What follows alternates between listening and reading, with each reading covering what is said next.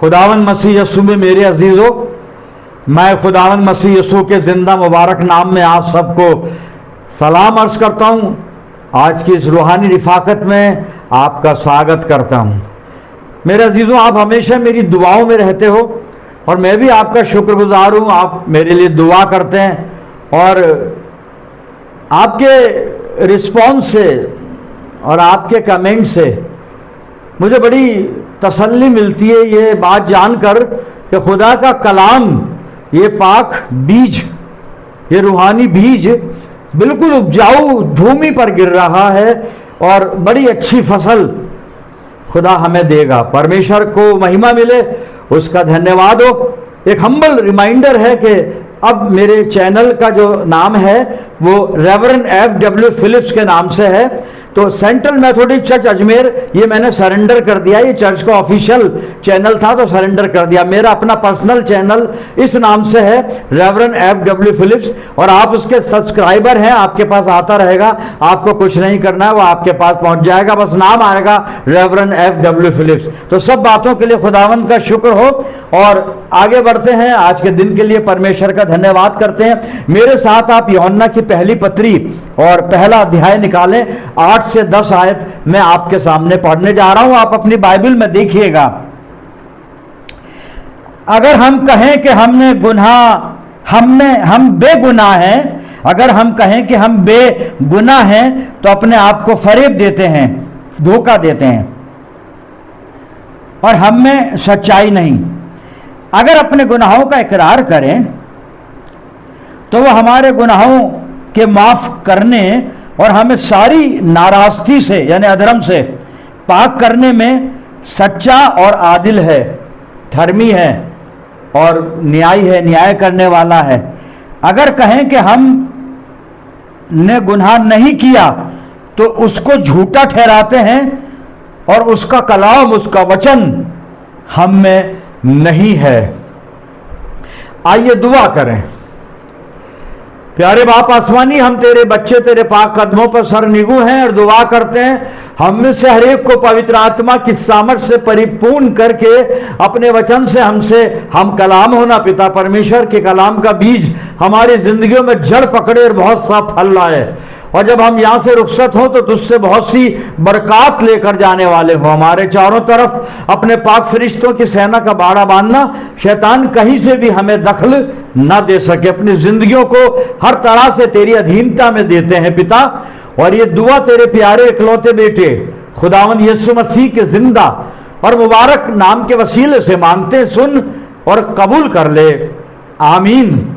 एक बार फिर परमेश्वर का धन्यवाद हो आज की अच्छी संगति के लिए। खुदा आपको बहुत बरकत दे और आप यानी मेरे व्यूअर्स जितने भी हैं इस YouTube चैनल पर, मैं बड़े दावे के साथ कह सकता हूं कि ये वो लोग हैं मेरे व्यूअर्स जो खुदा के कलाम को सुनते भी हैं, समझते भी हैं और उसको अपनी जिंदगी में, अपने दिल में पूरी जगह देते हैं, उसको पूरी तरह से ग्रास्प करते हैं। खुदा आप सबको बहुत बरकत दे। मेरी दुआएं हमेशा आपके लिए हैं, चाहे मैं आपके लिए यहाँ पर एक लाइन की दुआ करूं, लेकिन 24 घंटे आप मेरी दुआओं में रहते हैं, मेरे ख्यालों में रहते हैं। प्रभु का धन्यवाद हो, उसको महिमा मिले। यूहन्ना की पहली पत्री पहला अध्याय 8 से 10 आयत मैंने आपके सामने पढ़ी थी।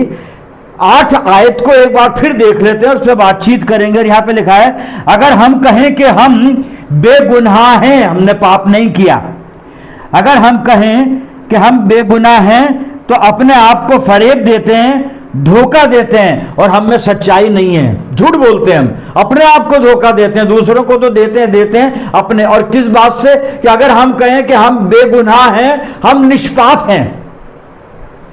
कितनी अजीब बात है भाई। यूहन्ना साहब, आप लिख रहे हो, ठीक है, आप बेगुनाह नहीं हो, आप गुनाहगार हो। आप जिनसे बात कर रहे हैं हो सकता है वो गुनाहगार होंगे, लेकिन कलाम तो हमसे बात कर रहा है, वो हमको अपने साथ लेके चल रहा है, कह रहा है हम भी गुनाहगार हैं, हम बेगुनाह हैं, ये कह नहीं सकते। और अगर ऐसा कहते, मैं ये कहूं कि मैं बेगुनाह हूं, मैंने पाप नहीं किया, झूठा हूं मैं, कलाम कह रहा है। तो मतलब ये है कि आई एम सिनर, मैं गुनाहगार हूं।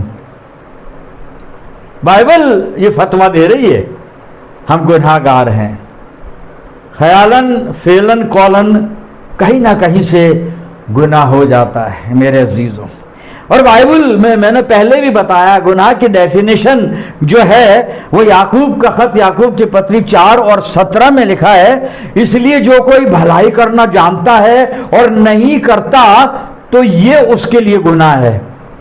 ऐसी परिभाषा है गुनाह की कि अगर मैं भलाई करना जानता हूं, कुछ अच्छा करना जानता हूं, और सब जानते हैं भलाई करना अच्छा करना सब जानते हैं, और नहीं करते तो गुनाह है। भाई बारिश का मौसम है, अभी चारों तरफ बारिश है, मैं अपनी कार में सड़क पर जा रहा हूं, एक बुजुर्गवार है कार में भीगते हुए पैदल जा रहे हैं और भीगते हुए जा रहे हैं, बरसात के अंदर बुजुर्ग व्यक्ति है, मैं उसको अपनी कार में बिठा सकता हूं, भलाई है, उसको छोड़ दूंगा आगे जहां उसको जाना है, जहां तक मैं जाऊंगा। लेकिन मैं सोचूंगा अभी तो पानी में भीग गया, मेरी कार की सीट खराब होगी, और पता नहीं कौन अजनबी आदमी है, कोई बीमारी तो उसको नहीं है कि कहीं वो इन्फेक्शन मेरे लग जाए, या कोई फ्रॉड तो नहीं है।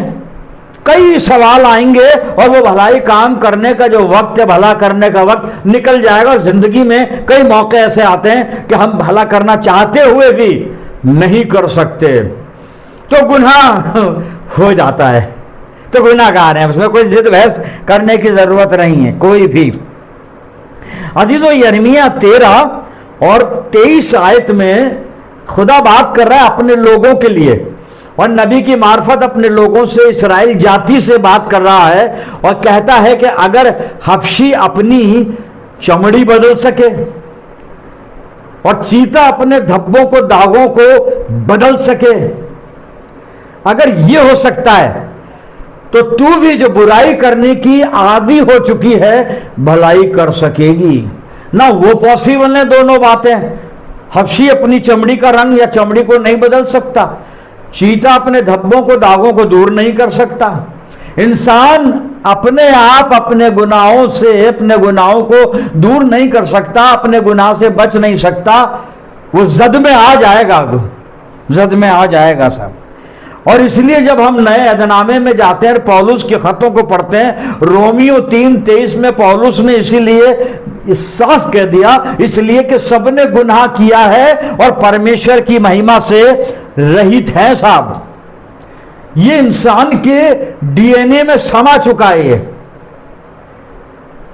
अब इस डीएनए लेवल को कैसे ठीक किया जाए,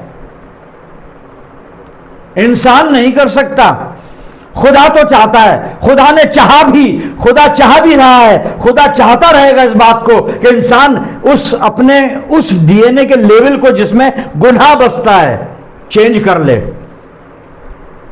सुधर जाए, मन फिरा ले, परमेश्वर की तरफ पूरी रीति से फिर जाए। खुदा चाहता है, शुरू से चाहता है। उत्पत्ति 3:15 में भविष्यवाणी हो गई इस योजना की कि खुदा चाह रहा है गुनाह हमारी जिंदगी से दूर हो जाए, हमेशा के लिए खत्म हो जाए। खुदावंद मसीह यीशु की मार्फत, उसके वसीले से यीशु मसीह को लाना पड़ेगा सामने, उसको अलग रख के हम गुनाह से नहीं बच सकते। आगे बोले ही नहीं तो अच्छा, टाइम खराब ही ना करें इस विषय पे कि नहीं साहब यीशु से अलग रहकर हम गुनाह से बच सकते, हो ही नहीं सकता। वो हम जानते हैं, और हमारा एतकाद, हमारा ईमान, हमारा क्रीड भी यही है कि हमारे गुनाहों का कफारा उसी की बदौलत है, उसी के द्वारा है। मेरे प्रियजनों, खुदा ने तो हमेशा चाहे, पर इंसान क्या करता है, इंसान के बारे में देखते हैं। और मैं हवाला पढ़ रहा हूं रोमियो का खत, रोमियो की पत्री मैंने निकाला, और उसका पहला अध्याय 21 आयत सुन लीजिए इसकी। इस कारण कि परमेश्वर को जानने पर भी उन्होंने परमेश्वर के योग्य बढ़ाई और धन्यवाद न किया, परंतु व्यर्थ विचार करने लगे, यहां तक कि उनका निर्बुद्धि मन अंधेरा हो गया। अंधेरा हो गया, अंधेरा हो गया। क्या लाइट चली गई? नहीं, लाइट से अंधेरा नहीं होता मसीह जिंदगी में, गुनाह से अंधेरा होता है मसीह जिंदगी में। मेरे अजीज, अभी मैंने 21 आयत पढ़ी है, 24 आयत पढ़ूंगा मैं। मुझे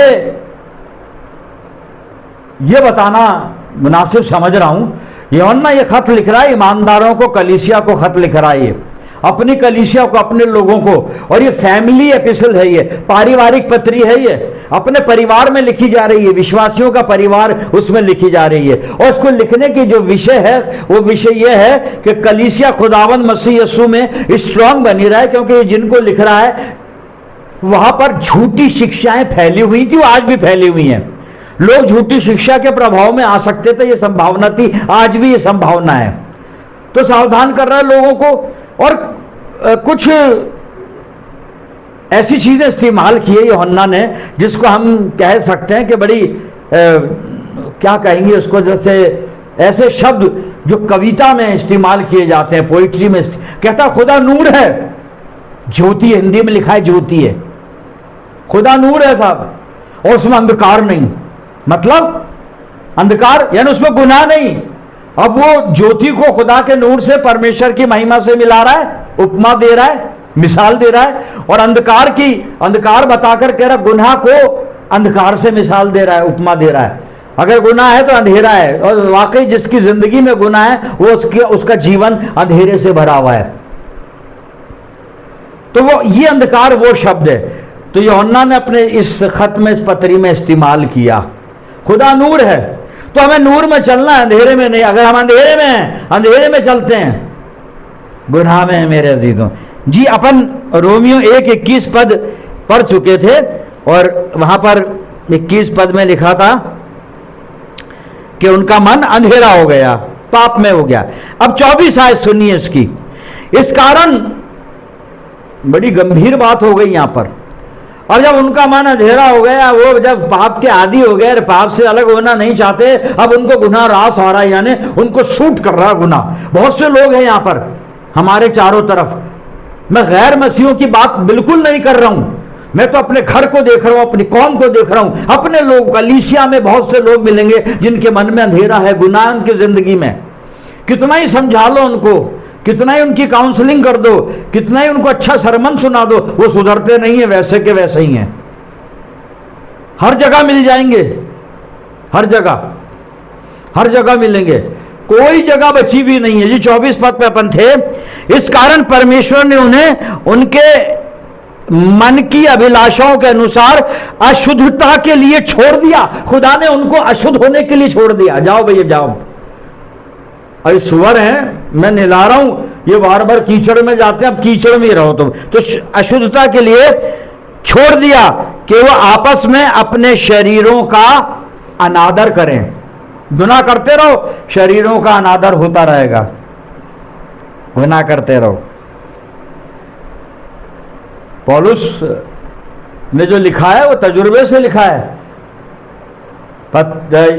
पौलुस कुरिन्थियों को जब खत लिख रहा है तो वहां पर कह रहा है कि मैंने सुना है तुम में झगड़े होते हैं, तुम घमंड करते हो, और यहां तक सुनने में आया है कि एक शख्स अपनी सास को अपनी पत्नी बनाकर अनादर करना,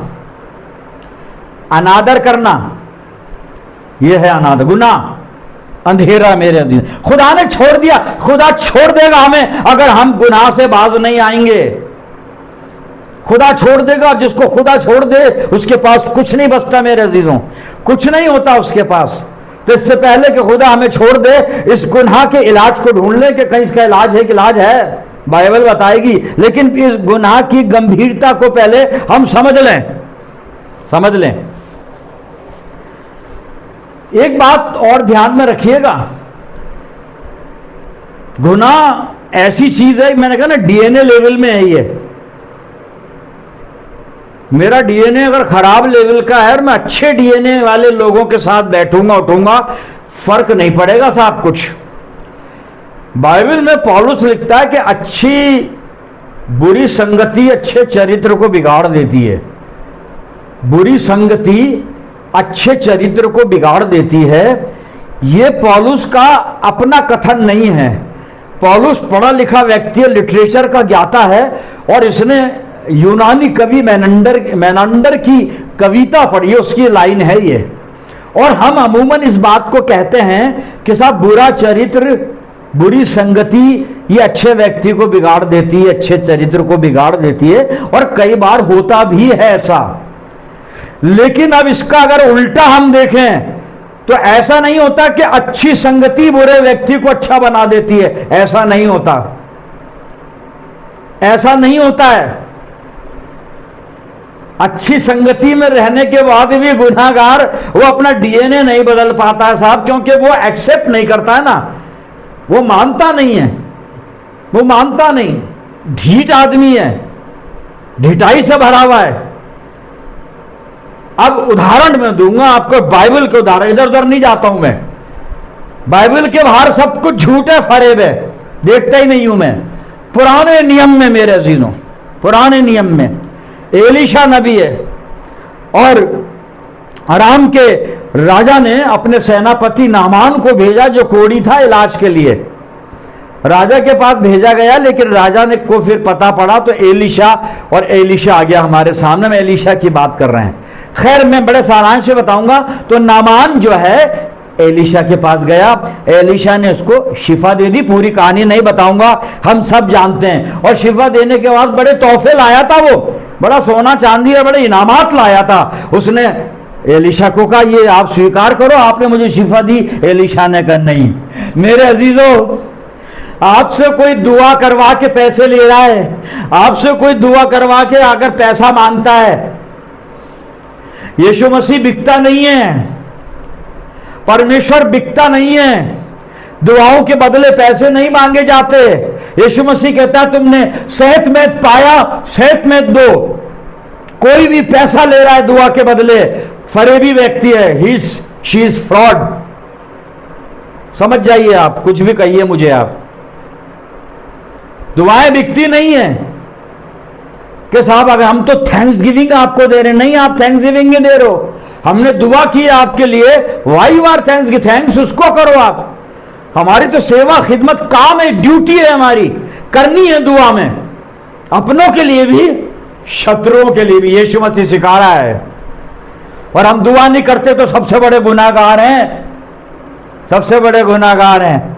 अदालत में ये गाउन नहीं बचाएगा मुझे, क्रॉस नहीं बचाएगी मुझको, अदालत में मेरे सरमन नहीं बचाएंगे मुझको, अदालत में मेरी रेवरेंशिप नहीं बचा, मेरा अमाल, मेरा ईमान और मेरा डेडिकेशन क्या है प्रभु के लिए, यीशु के लिए, ये बचाएंगे मुझको मेरे अजीजों।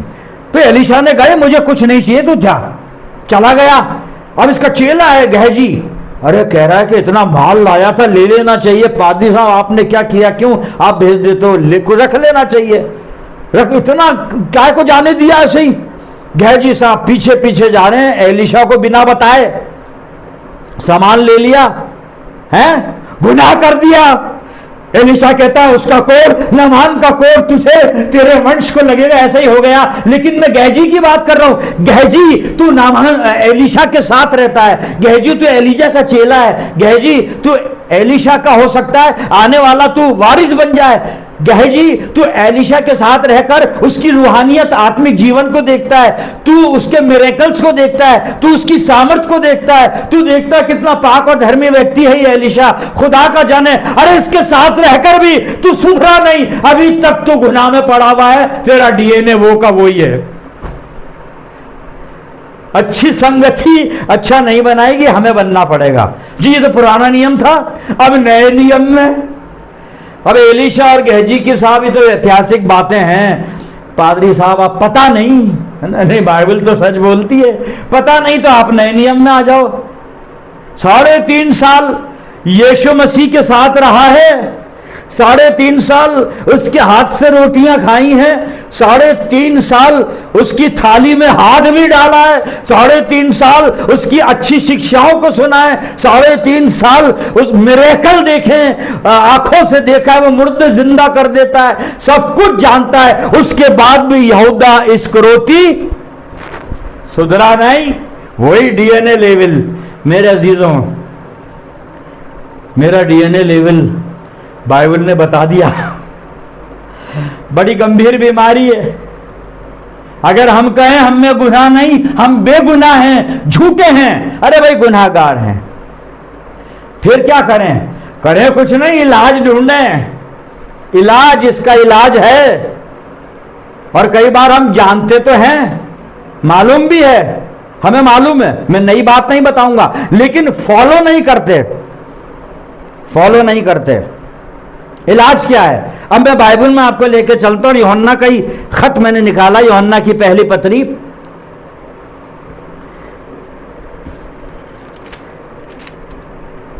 पहला यूहन्ना 2 अध्याय पहले पद को सुनिए।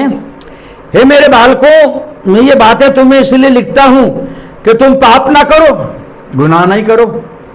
लेकिन कैसे नहीं करो, वही बात आ गई, डीएनए तो मजबूर कर देता ना, तो वो समझ गया यूहन्ना कि ऐसा तो नहीं हो सकता। तो आगे लिखता है, और यदि कोई पाप करे, बात आ गई ना, वही करेगा जरूर। यदि कोई पाप करे, यदि कोई पाप करे तो पिता के पास हमारा एक सहायक है, अर्थात धर्मी यीशु मसीह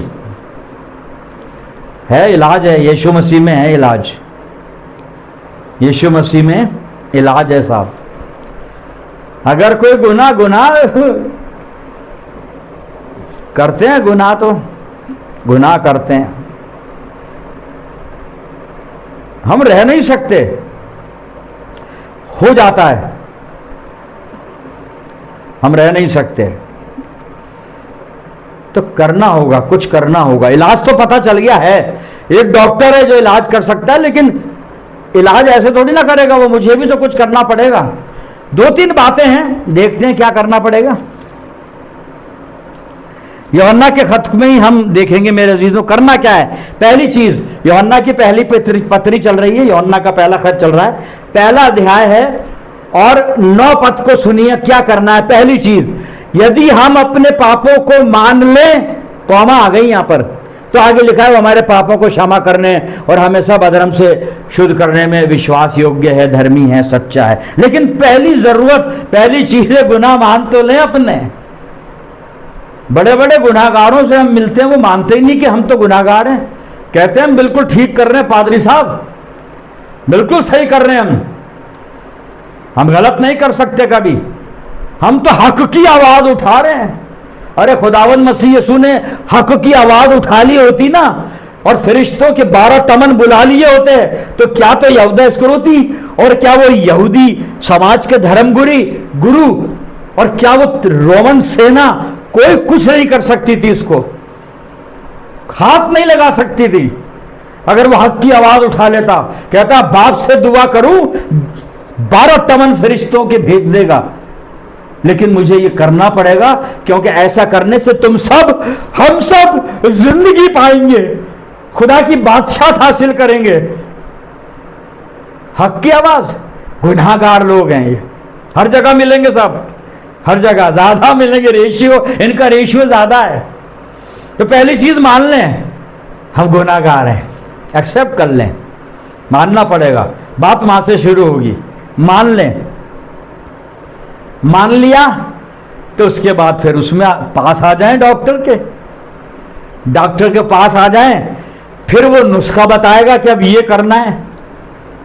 डॉक्टर नुस्खा बताता है ना, दवाइयां देता है वो, और दवाई कैसे खानी है, क्या करना है, सुबह शाम खानी है, और इन चीजों का परहेज करना है, और ऐसा करना है, ऐसा नहीं करना है। खुदावंद मसीह यीशु तो 1 या 2 नुस्खे ही बताता है बस। अब मान ली हमने, अपनी कमजोरी मान ली, अपना गुनाह मान लिया, अब वो नुस्खा बताना शुरू कर रहा है साहब। प्रभु यीशु बता रहा है, लिखने वाला तो यूहन्ना है, लेकिन यीशु मसीह ने पवित्र आत्मा से कहा इसको बता क्या लिखना है। जी मैं क्या करना है अपन देखिएगा। पहला यूहन्ना 3 अध्याय और इसका 9 आयत में पढ़ रहा हूं, सुनिएगा आप। यूहन्ना की पहली पत्री 3 अध्याय। जो कोई, उससे पहले मैं 1 आयत और पढ़ना चाहूंगा, यूहन्ना 3 में से 6 आयत पढ़ना चाहूंगा मैं, ये बाद में पढ़ूंगा। 6 आयत का पहला हिस्सा पढ़ रहा हूं मैं, यूहन्ना 3 और 6 आयत।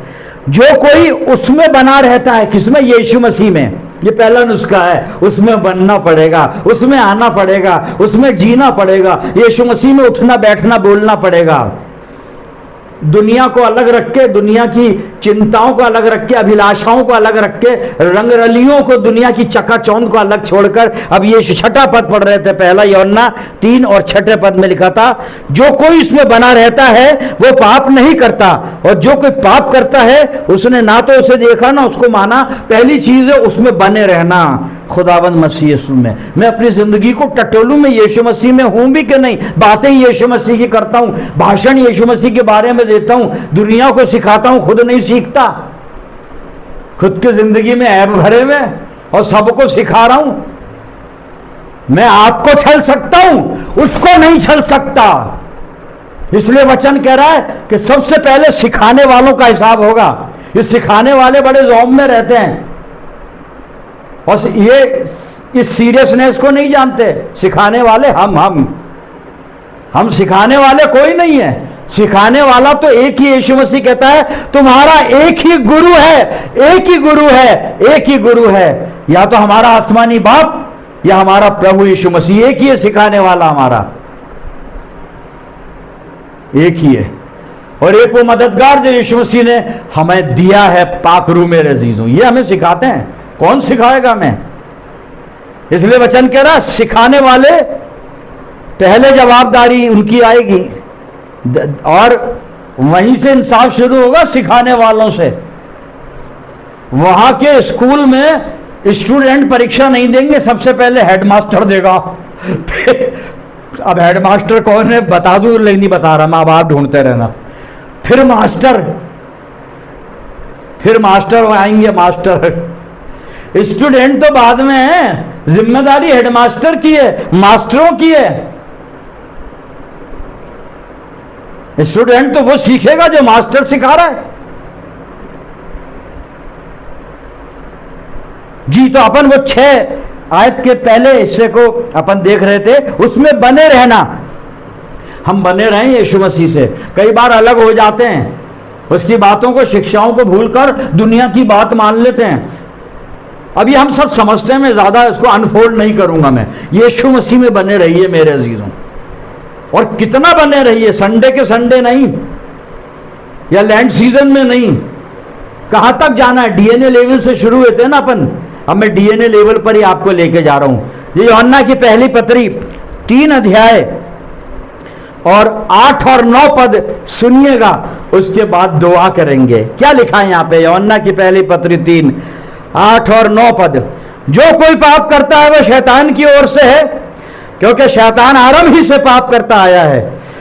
परमेश्वर का पुत्र इसलिए प्रकट हुआ कि शैतान के कामों का नाश कर दे। उसने शैतान के कामों को नाश कर दिया, लेकिन अब वो काम तो हमें मालूम है ना उसके क्या हैं, तो हम वो नकल करते हैं उसके कामों की, उसके कामों की नकल करते हैं। सारी दुनिया कर रही है नकल, सारी दुनिया। नकल ना करें, हमें तो मसीह यीशु में बने रहना है। नकल करें तो खुदावंद मसीह यीशु की करें। फॉलो प्रोग्राम हमारी जिंदगी में अगर हो तो यीशु मसीह के बारे में हो, कहीं और किसी को हमें फॉलो नहीं करना है मेरे अजीजों। जी आप सुनिएगा, 8 पद को फिर पढ़ रहा हूं। जो कोई पाप करता है शैतान की ओर से, क्योंकि शैतान आरंभ ही से पाप करता आया है। परमेश्वर का पुत्र इसलिए प्रकट हुआ कि शैतान के कामों का नाश करे। 9वां पद, जो कोई परमेश्वर से जन्मा है वो पाप नहीं करता, क्योंकि उसका बीज सीड डीएनए लेवल उसमें बना रहता है। हम यीशु मसीह में आ गए, उसमें बने हुए हैं, यही नया जन्म है। पुराने सारे काम गंदे छोड़ दिए, गुनाहों से तौबा कर ली, मन फिरा लिया, यही नया जन्म है। यीशु मसीह को पहन लिया, पौलुस जो कह रहा है यीशु मसीह को ओढ़ लिया, यही नया जन्म है। यीशु मसीह की शिक्षाओं का पालन प्रैक्टिकल लाइफ में करने लगे, यही नया जन्म है, यही नई सृष्टि है।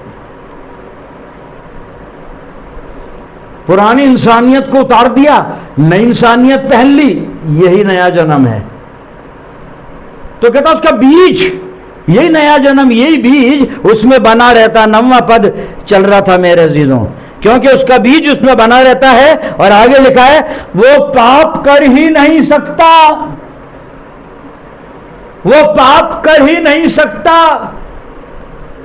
वो पाप कर ही नहीं सकता। बड़े बड़े बिब्लिकल स्कॉलर्स की कॉन्फ्रेंस में एक बहुत अच्छे प्रभु के जन से सवाल पूछा गया कि साहब खुदा क्या नहीं कर सकता, कौन सा काम है जो खुदा नहीं कर सकता, बताइए। उन्होंने कहा एक काम है जो खुदा नहीं कर सकता, खुदा झूठ नहीं बोल सकता। ये काम है, ये बड़ा आसान काम है और पूरी दुनिया बोल रही है, पूरी दुनिया। हम भी पता नहीं चलता बोल देते हैं, कहीं ना कहीं बोल देते हैं, कहीं ना कहीं बोल देते हैं। खुदा झूठ नहीं बोल सकता। वो बीच में कहता पाप कर ही नहीं सकता, ये यीशु मसीह में पाप कर ही नहीं सकता। और क्यों नहीं कर सकता? आगे लिखा है क्योंकि परमेश्वर से जन्मा है, परमेश्वर से जन्मा है। खुदा करे हम यीशु मसीह में बने रहें, परमेश्वर से जन्म ले लें, हम भी आ जाएं कि ये परमेश्वर से जन्मे हैं। पाप कर ही नहीं सकता वो, कौन? क्योंकि वो परमेश्वर से जन्मा है। खुदा करे हमारी जिंदगी ऐसी हो मेरे अजीजों कि 8वीं आयत जिस पर हमने शुरुआत की थी, पहला यूहन्ना 1:8, कि अगर हम कहें कि हम बेगुनाह हैं तो झूठे हैं। अब इस बात को हम ठीक करें, कलाम ने बताया है मेरे अजीजों। उसका इलाज है खुदावन मसीह यीशु में। इलाज सबको पता है, सबको पता है, मैंने नई बात नहीं बताई है, सबको मालूम है यीशु मसीह में पापों का छुटकारा है। लेकिन जो यीशु मसीह कहता है ऐसा करो, सबसे पहले अंगीकार करो अपने पापों का, स्वीकार कर लो, एक्सेप्ट कर लो गुनाह अपने। फिर यीशु मसीह कहता है मुझ में बने रहो, और मुझ में बने रहोगे तो परमेश्वर से जन्मे हुए बॉर्न अगेन कहलाओगे, और उसके बाद गुनाह से बचे रहोगे, क्योंकि जो परमेश्वर से जन्मा है वो गुनाह कर ही नहीं सकता। खुदा करे कि हम गुनाह ना करें, खुदा हमें बचाए। इस वचन के द्वारा हम सबको परमेश्वर आशीष दे, आमीन। आइए दुआ करें। आसमानी बाप तेरा धन्यवाद हो खुदावन, तूने हमें गुनाह का इलाज बताया। हमें मालूम तो है लेकिन हम उस इलाज को स्वीकार नहीं करते पिता। हम उस इलाज में बताए हुए तरीके का इस्तेमाल अपनी जिंदगी में नहीं करते। हम हठी हो जाते हैं, हठीले हो जाते हैं, ढीठ हो जाते हैं। लेकिन आज कलाम ने फिर हमें एक बार ये आगाही दी है, हमें सिखाया, समझाया है कि हम प्रभु में जन्म ले लें, यीशु मसीह में बने रहें। पिता परमेश्वर, मैं दुआ करता हूं मेरे जितने व्यूअर्स हैं इस वचन के द्वारा तुझसे बरकतें हासिल करें और मार्गदर्शन, तेरा मार्गदर्शन हासिल करें। इन सब अजीजों पर फजल करना।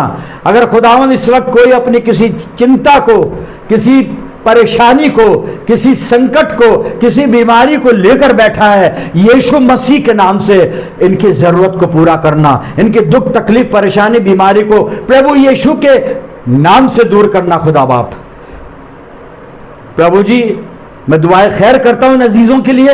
इन सब पर तेरी शफकत, रहमत, बरकत का साया हमेशा बना रहे, और हम सब मिलकर पूरे आलम के लिए दुआएं खैर करते हैं। खुदावंद मसीह यीशु के मुबारक नाम में ये दुआ मांगते हैं, सुन और कबूल कर ले, आमीन। अब हमारे खुदावंद मसीह यीशु का फजल, खुदा बाप की मोहब्बत, पाक रूह की रिफाकत, शिराकत हम सब के साथ, तमाम ईमानदारों के साथ, हमारी सब कलीसियाओं के साथ अब से लेकर हमेशा तक होती रहे, आमीन।